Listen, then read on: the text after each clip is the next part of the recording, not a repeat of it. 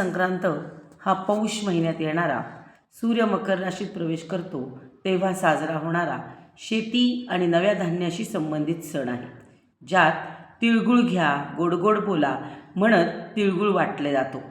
महिला सुगड पूजन करतात, काळे कपडे घालतात, पतंग उडवून आनंद साजरा केला जातो, जो उत्तरायणाची सुरुवात आणि शुभ कार्याची नांदी मानला जातो. सूर्य संक्रमण सूर्य धनु राशीतून मकर राशीत प्रवेश करतो, याला मकर संक्रांती म्हणतात. या दिवसापासून उत्तरायणाची सुरुवात होते, जे शुभ मानले जाते. शेतात आलेले नवीन धान्य, तीळ, ऊस, बोरे, गव्हाचे कणीस यांची वाण म्हणून देवाणघेवाण करतात. संक्रांती देवीने संकारसूर राक्षसाचा वध केला अशी एक पौराणिक कथा मकर संक्रांतीविषयी सांगितली जाते. तिळगुळ घ्या गोड गोड बोला असे म्हणत तिळगुळ आपण एकमेकांना देतो, जेणेकरून संबंध गोड राहावे. पण ह्यामागे एक विज्ञान देखील आहे.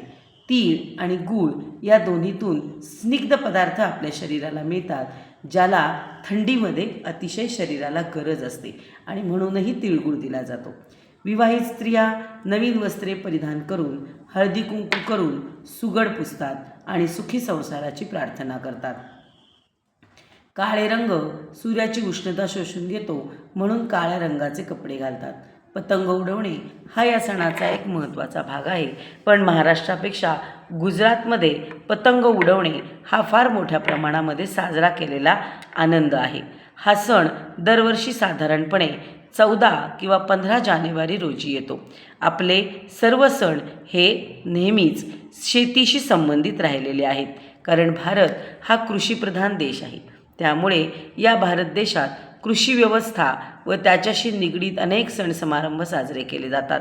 त्याचप्रमाणे मकर संक्रांत हा देखील जानेवारी महिन्यामध्ये येणारा, हिंदू पंचांगाप्रमाणे पौष या 10व्या महिन्यामध्ये येणारा सण आहे. यावर्षी आम्ही शाळेमध्ये मकर संक्रांती साजरी केली.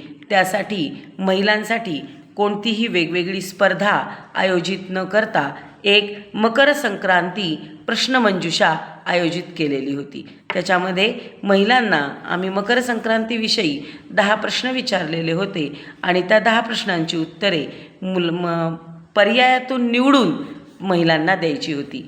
या आमच्या स्पर्धेला खूप लोकांनी आणि खूप पालकांनी छान प्रतिसाद दिला. सगळ्यांना मकर संक्रांतीच्या खूप खूप शुभेच्छा.